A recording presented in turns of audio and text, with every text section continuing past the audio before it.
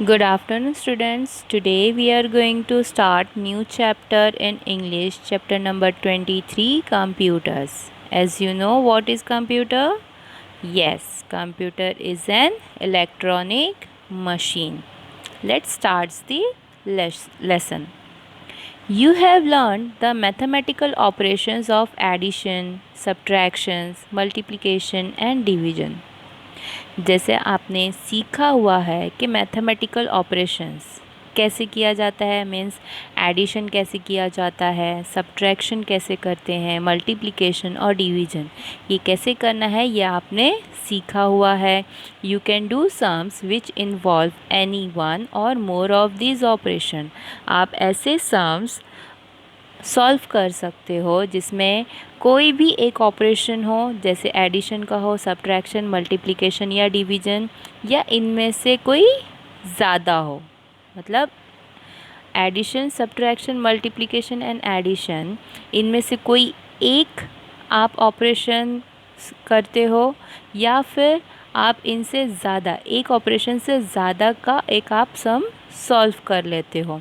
You may also solve complicated sum which involve all of this operation. और आप ऐसे questions भी solve कर लेते हो जिसमें ये चारों ऑपरेशंस हो, मैथमेटिकल ऑपरेशंस हो जो कॉम्प्लिकेटेड होते हैं. You can calculate the answers quickly if you use tables. अगर आप टेबल यूज़ करते हो तो आप इजीली उसे कैलकुलेट कर सकते हो, उसका आंसर निकाल सकते हो. But sometimes it is necessary to carry out very complicated calculation that involve very large numbers.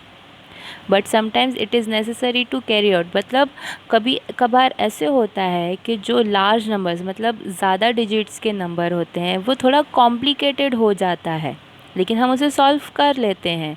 Eight such times mistakes are bound to occur in the calculation. But ऐसे time पे क्या होता है कि जब ज़्यादा डिजिट्स होते हैं तब मे बी हमसे मिस्टेक हो सकता है और वो मिस्टेक हो जाता है. तब हम क्या करते हैं, then you waste a lot of time checking and rechecking your answer. और उस टाइम हम क्या करते हैं, जो भी हमने कैलकुलेशन किया है तब हम ये देखते हैं कि हमने कहाँ पे मतलब गलती की है. हम उसे दोबारा से चेक करते हैं और फिर रीचेक करते हैं हमारे आंसर के कहाँ गलत है. You can be avoid these errors and wastage of time. और जब हम कोई क्वेश्चन सॉल्व करते हैं तो हम क्या करते हैं, जब कॉम्प्लिकेटेड क्वेश्चन सॉल्व करते हैं तो हम उसे एक बार एक बार चेक करते हैं, एक बार रीचेक करते हैं, ऐसे कई बार रीचेक करते हैं कि हमने कहाँ कहीं मिस्टेक की है. इससे क्या होता है, हमारा जो टाइम है वो वेस्ट होता है. बट हम इस एरर को, हम जो ये टाइम वेस्ट हो रहा है, इसे कैसे अवॉइड कर सकते हैं. A computer is a machine that is an answer to all these problems. इन सारी प्रॉब्लम्स का एक ही आंसर है, कंप्यूटर. ये जो कंप्यूटर मशीन है ये सारे प्रॉब्लम्स का आंसर है. Computers can solve problems and carry out the most difficult calculation with amazing speed and accuracy. Computer एक ऐसी मशीन है जो कितना भी मोस्ट डिफ़िकल्ट कैलकुलेशन हो वो बहुत ही अमेजिंग स्पीड, मतलब बहुत ही मतलब आप सोच भी नहीं सकते हो, विद इन अ सेकेंड इतनी स्पीड में उसका आपको आंसर मिल सकता है. एंड एक्यूरेसी मतलब एकदम करेक्ट आंसर आपको मिलता है जब आप कंप्यूटर से वो प्रॉब्लम सॉल्व करते हो. मतलब कंप्यूटर और ह्यूमन के कंपेयर में हम ह्यूमन से एरर होता है, लेकिन जब कंप्यूटर वो चीज़ सॉल्व करता है तो वो हमसे भी कम समय में, मतलब हमसे भी कम टाइम में और बहुत ज़्यादा स्पीड में और एकदम करेक्ट आंसर हमें कंप्यूटर दे देता है. Computer can do several other things besides carrying out calculations. In fact, there are few things that a modern computer is not able to do. ऐसे कहा जाता है कि कंप्यूटर है जो बहुत सारी चीज़ें कर लेता है. जो ये कैलकुलेशन है, जो हम कैलकुलेशन, जो बेसिक कैलकुलेशन है, इसके अलावा भी वो बहुत सारे काम कर सकता है. In fact there are few things that a modern computer is not able to do, but फिर भी एक कुछ मॉडर्न कंप्यूटर्स है जो कुछ चीज़ें नहीं कर पाते हैं. Computers have memory that is they can store a lot of data or information. Data means आप कह सकते हो वही information. Computer have a memory. Computer में एक स्टोरेज पावर होता है, एक स्टोरेज कैपेसिटी होता है जहाँ पे हम जो भी चाहे, जो भी हमारा इनपुट है, इंपॉर्टेंट फाइल्स वगैरह है, वो हम उसमें स्टोर कर सकते हैं क्योंकि उसमें मेमोरी होती है कंप्यूटर में. That is they can store a lot of data and information. इसी वजह से जो कंप्यूटर के अंदर जो मेमोरी होती है, इस वजह से उसमें हम बहुत सारा डेटा और या तो फिर इंफॉर्मेशन उसमें स्टोर करके रख सकते हैं. They can keep words, pictures and sounds in their memory and give you the information within a fraction of second when you need it. अब उसमें ऐसा नहीं है कि आप कोई एक पर्टिकुलर चीज़ रख सकते हो. जो भी आप डेटा है जो आप टाइप करते हो, जो वर्ड्स होते हैं, मतलब कुछ भी लेटर्स है, आपके इंपॉर्टेंट डॉक्यूमेंट्स है जो आप उसमें स्टोर किए हो, तो वो वर्ड्स है, या फिर पिक्चर्स आप उसमें स्टोर करते हो, या फिर कोई इंपॉर्टेंट साउंड है, या फिर सॉन्ग्स वगैरह है, जो भी है साउंड्स में इन द फॉर्म ऑफ, वो आप स्टोर कर सकते हो. और वो सारी चीज़ें अपने अंदर एज अ मेमोरी अपने अंदर स्टोर करके रखता है. और जब भी आपको उसकी ज़रूरत होती है, आपको वो विद इन अ सेकेंड, मतलब बहुत सेकेंड से भी कम टाइम में वो आपको वो इन्फॉर्मेशन दे देता है जब भी आपको उसकी ज़रूरत हो. Computer can process the data or information according to the instruction given to them. Computer can process the data. जो डेटा और इन्फॉर्मेशन हम उसमें इनपुट करते हैं वो किसके थ्रू काम करता है? इंस्ट्रक्शंस जो हम उसे देते हैं. अ modern computer can follow thousands of instruction with in a fraction of second. जो मॉडर्न कंप्यूटर है वो कई सारे इंस्ट्रक्शन एक साथ, मतलब कुछ सेकेंड्स के अंदर बहुत सारे इंस्ट्रक्शन को वो फॉलो कर सकता है. Only the instructions have to be given in a language that a computer understand. आपको जो इंस्ट्रक्शन है आपको उसी लैंग्वेज में देनी होगी जिसमें कंप्यूटर समझता है. मतलब जो लैंग्वेज कंप्यूटर समझता है आपको उसी लैंग्वेज में उसे इंस्ट्रक्शन देनी होगी. A set of code instructions written for a computer is known as a program. और कंप्यूटर को जो है, जो लैंग्वेज समझ आती है वो कौन सी होती है? कोड्स की. कोड क्या होते हैं? It is a system of words, letters, numbers और सिम्बल्स. ये एक ऐसे कोड होते हैं जिसमें बहुत सारे वर्ड्स होते हैं, लेटर होते हैं, नंबर होते हैं, या फिर अलग अलग सिम्बल्स होते हैं. ये इस तरीके से एक मतलब कोड्स बनाए जाते हैं जो कंप्यूटर समझता है, और उस कोड इंस्ट्रक्शन के ज़रिए ही कंप्यूटर हमारे जो कमांड होते हैं वो समझता है. और इन सेट ऑफ कोड को क्या कहते हैं? जो कंप्यूटर समझता है उसे हम प्रोग्रामिंग कहते हैं, प्रोग्राम कहते हैं. जैसे हम सॉफ्टवेयर प्रोग्राम अपलोड करते हैं वही होता है कोड, सेट ऑफ कोड होता है. Writing a computer program is a specialised task. Specialised means having special knowledge of a particular subject. तो मीन्स जो कंप्यूटर के जो प्रोग्रामिंग लिखते हैं वो एक ऐसा टास्क है, मतलब वो एक स्पेशल टास्क है जिसको इसकी नॉलेज होगी वही उसे लिख सकता है. A computer on its own does not make judgment about the instruction given to it. Computer जो है वो खुद से कोई ओपिनियन, जजमेंट मीन्स ओपिनियन, वो नहीं बना सकता है जो वो इंस्ट्रक्शन उसको हम दे रहे हैं. It follows the instruction blindly. वो खुद से कुछ नहीं करेगा. वो जब तक उसे इंस्ट्रक्शन ना दी जाए वो कुछ नहीं कर सकता है, और वो खुद से ऑटोमेटिकली इंस्ट्रक्शन अपने आप को नहीं देगा.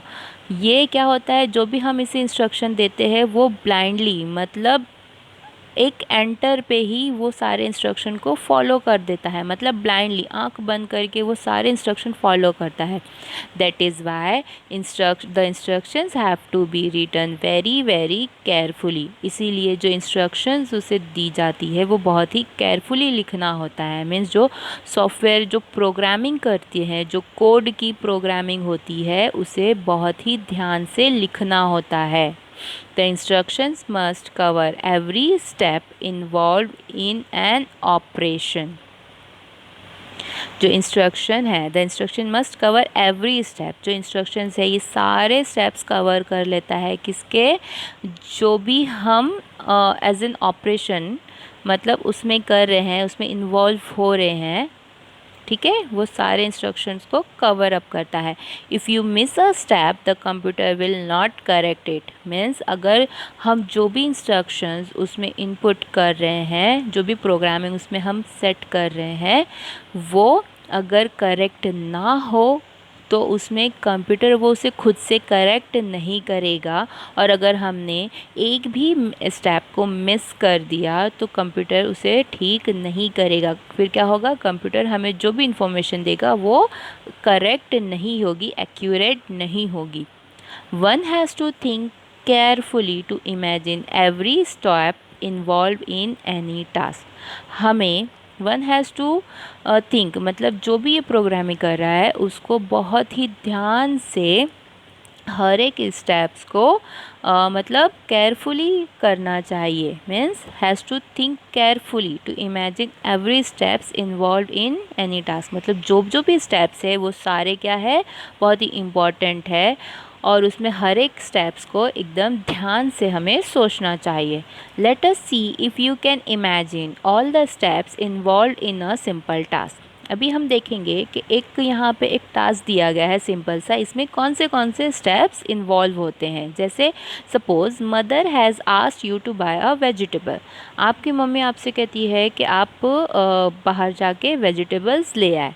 You have to divide this task into smaller ones. आपको इस टास्क को, इस काम को अलग अलग छोटे ग्रुप में, छोटे छोटे स्टेप्स में आपको डिवाइड करना है। फर्स्ट स्टेप क्या होगा आपका? Going to the grocer shop. Going to the आप ग्रीन ग्रोसर्स की शॉप पे जाते हो।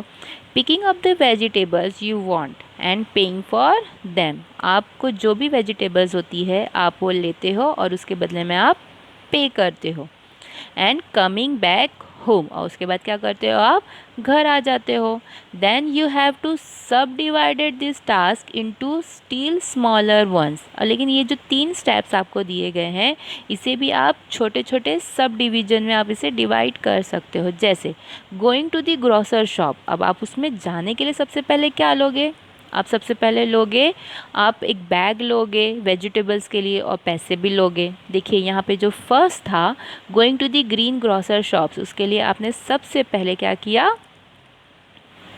बैग लिया, फिर आपने उसके साथ पैसे लिए। अब आप ग्रीन ग्रोसर की शॉप तक कैसे पहुँचोगे? First step, start from your house, then walk down the street, turn right और left, walk down the street, cross the street and enter the grocer shop. मतलब ग्रीन ग्रोसर की shop पे जाने के लिए आपको इतने सारे छोटे छोटे स्टेप्स को फॉलो करना है, तब जाके आप ग्रीन ग्रोसर की शॉप पे पहुंचोगे। उसी तरह picking up the vegetables you want and paying for them. अब इसके लिए भी आपको क्या करना है? फिर से छोटे छोटे स्टेप्स हो गए। आप चूज़ करोगे कि आपको कौन सी वेजिटेबल्स लेने हैं, आप उसे अच्छे से देखोगे कि आपको मतलब ये सही है या नहीं है। फिर आप उसे अपने बैग में लोगे, फिर उसे आप वेट कराओगे कि इसका वज़न कितना है। ठीक है, आपने जब वज़न कर लिया तो उस वज़न के हिसाब से ही आप उसे पैसे दोगे ग्रीन ग्रोसर को। और अगर मतलब फिर जो चेंज होगा वो उसे आप वापस लेके अपने पास लोगे। ठीक है, फिर देन कमिंग बैक होम, अब आपको घर वापस आना है। देन अगेन आपको ये सारे स्टेप्स उल्टे मतलब करना है। आप क्या करोगे? Then you cross the street, walk down the street, फिर देन यू टर्न राइट और लेफ्ट, फिर again you walk down the street and reach to the home. इस तरीके से आप घर वापस आ जाओगे। Each of these smaller tasks can again be divided further into even smaller tasks. और ये जो इसमें सारे जो ऊपर छोटे छोटे ये स्मॉल टास्क दिए गए, इसको भी आप छोटे छोटे सब डिवीजन में डिवाइड कर सकते हैं.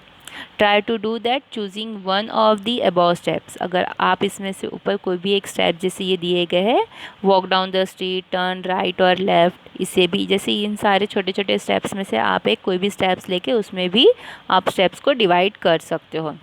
Thus, we see that computers are smarter than men, but it is men who do the difficult job of making them smart. जैसे आप जानते हो कंप्यूटर क्या है, we see that computer are smarter. Computers क्या है, हम देखते हैं कि कंप्यूटर स्मार्टर है एज़ कम्पेयर टू मैन, मतलब ह्यूमन के. बट लेकिन ये इंसान ही है, इंसान का ये डिफ़िकल्ट जॉब है, मुश्किल काम है कि वो इस कंप्यूटर को स्मार्ट बनाता है. कंप्यूटर खुद से स्मार्ट नहीं होता है, कंप्यूटर को इंसान ही स्मार्ट बनाता है. सॉरी, कंप्यूटर को स्मार्ट इंसान ही बनाता है.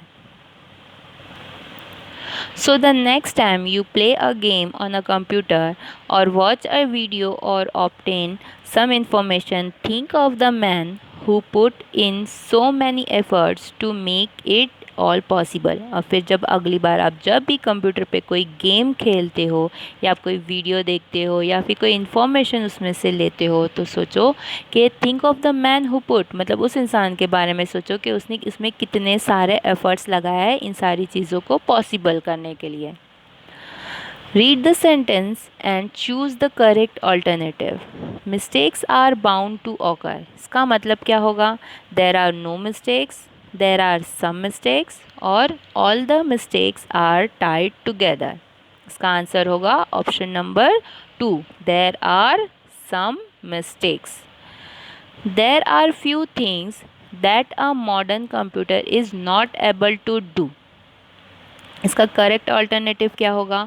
अ modern computer can do a few things, a modern computer can not do a few things, और a modern computer can do almost everything. इसका आंसर होगा option number 3. A modern computer can do almost everything. List the mathematical operation mention in the passage. यहाँ पे कौन से mathematical operation के बारे में बात हुई है? यस, एडिशन, सब्ट्रैक्शन, मल्टीप्लिकेशन और डिवीजन, इसकी बात हुई है. इसके हिसाब से आपको आपके नोटबुक में हर एक ऑपरेशन का, जैसे एडिशन, सब्ट्रैक्शन, मल्टीप्लिकेशन और डिवीजन का एक एक क्वेश्चन प्रिपेयर करना होगा. Do you make mistakes in your calculation? What do you do to correct them? क्या आपसे भी कैलकुलेशन करने के टाइम मिस्टेक्स होती है? और जब मिस्टेक्स होती है तो आप उसे करेक्ट करने के लिए क्या करते हो? Yes, I do make mistakes in my calculation. हाँ, मुझसे भी गलतियाँ होती है. Hence I always check twice, find out where I have gone wrong and then correct the error. तो मैं क्या करता हूँ, मैं चेक करता हूँ दोबारा कि मैंने कहाँ गलती की है और फिर उस गलती को मैं करेक्ट कर सकता हूँ. What do you do to remember the information you have gathered? आप जो भी इंफॉर्मेशन को जमा करते हो उसे याद रखने के लिए आप क्या करते हो? I read the information again and again till I remember it well. I also convert it into short points to help me remember it. Then choose any home assignment you have been given. Write a detailed set of instruction for completing that assignment. आप अपने घर का कोई भी एक छोटा सा काम ले लो और उसके हिसाब से उसके लिए क्या क्या इंस्ट्रक्शंस होंगे, आप उसको एक डिटेल वाइज, मतलब उसका इंस्ट्रक्शन सेट बना लीजिए. List all the words related to the computers that you find in this passage and find and add more words to the list. अब इस पैसेज में, मतलब इस लेसन में कौन कौन से ऐसे वर्ड्स हैं जो कंप्यूटर से रिलेटेड दिए गए हैं, जैसे memory, process, data, code, computer. अब इसमें आप और बहुत सारे वर्ड्स ऐड कर सकते हो कंप्यूटर से रिलेटेड, जैसे keyboard, mouse, screen, desktop, laptop, menu, cursor, home tab etcetera. आप कंप्यूटर से रिलेटेड कोई भी वर्ड्स यूज़ कर सकते हो. Hope you all understood the lesson. Thank you.